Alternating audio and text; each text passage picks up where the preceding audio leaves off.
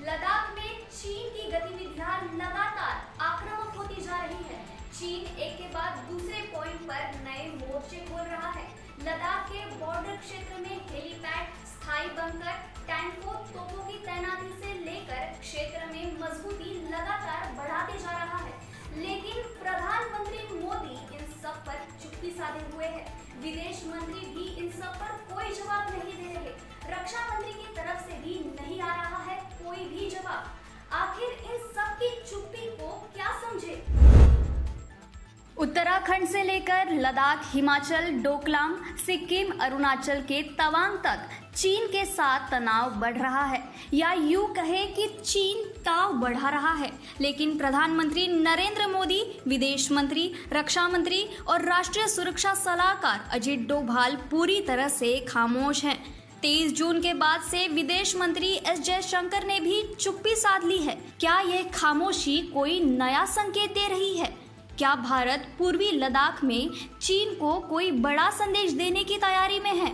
आखिर चीन की ये कौन सी चाल है जो वो बॉर्डर पर खेल रहा है? चीन के भारत में राजदूत सुन वेडोंग ने नया पासा फेंका है। सुन वेडोंग ने लद्दाख में तनाव भड़काने के लिए भारत को जिम्मेदार ठहराया है। उन्होंने कहा कि यह स्थिति एक दूसरे के इलाके में घुसपैठ के कारण पैदा हुई है। भारतीय विदेश मंत्रालय के प्रवक्ता अनुराग श्रीवास्तव, विदेश मंत्री एस जयशंकर ने तनाव की इस स्थिति के लिए चीन के सैनिकों की घुसपैठ और 15-16 जून को हुई हिंसक झड़प की एक तरफा कार्रवाई को जिम्मेदार ठहराया है। भारत ने चीन को अंतर्राष्ट्रीय समझौतों का सम्मान करने, वास्तविक नियंत्रण रेखा का आदर करने की नसीहत दी है। इस बीच चीन के राजदूत तुंग के बयान ने काफी चौंकाया है। चीनी राजदूत के बयान में एक छिपा संदेश है। इसमें वह कहना चाह रहे हैं कि क्षेत्र की शांति और स्थिरता को ध्यान में रखकर चीन पूरी तरह से पीछे हटने के बजाय वहीं पर समझौते को तैयार है। यानी हमारी जमीन के अंदर बैठकर समझौता करना चाहता है चीन सीमा विवाद के मामले में न केवल भारत बल्कि दक्षिण चीन सागर से लेकर अपने सभी 14 पड़ोसी देशों के साथ शतरंज के घोड़े की तरह 2.5 कदम आगे और 2 कदम पीछे चलने की रणनीति अपनाता है। यानी वो दूसरों की जमीन पर 2.5 कदम अंदर आ जाता है और 2 कदम पीछे हो जाता है, यानी रहता उसी की जमीन में ही है। यह नीति उसके विस्तारवादी सोच का बड़ा हथियार है। ताज़ा मामला भूटान भारत चीन का ट्राई जंक्शन क्षेत्र डोकलाम है।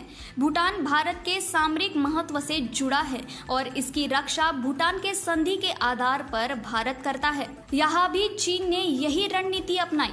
वह पहले आगे आया। 73 दिन तक भारतीय सैनिकों के साथ चीनी सेना आमने सामने रही। इसके बाद 200 मीटर पीछे हटा, स्थायी सैन्य संरचना खड़ी की और अब 100 मीटर आगे बढ़ आया है। इसी नीति ने उसने नेपाल की 36 हेक्टेयर जमीन पर कब्जा कर लिया है।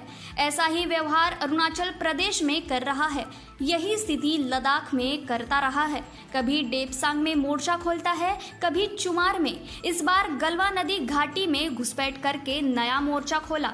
पेंगोंग क्षेत्र में 8 किलोमीटर लंबाई तक स्थायी बंकर, सैन्य ठिकाने, निगरानी की व्यवस्था आदि कर ली।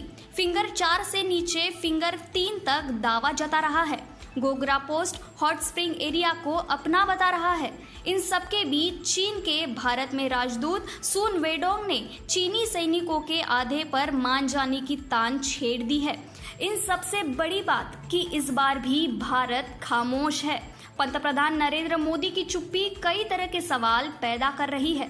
चीन लगातार भारत से लगी सीमा पर सैन्य जमावड़ा बढ़ा रहा है। लद्दाख क्षेत्र में सैन्य जमावड़ा बढ़ाने के साथ साथ स्थायी सैन्य संरचना भी बढ़ा रहा है। चीन के समानांतर भारत ने भी तोपों, टैंकों, आर्टिलरों, इन्फेंट्री के जवानों, हेलीकॉप्टरों की संख्या बढ़ा दी है। रिपोर्ट खबर 24 एक्सप्रेस।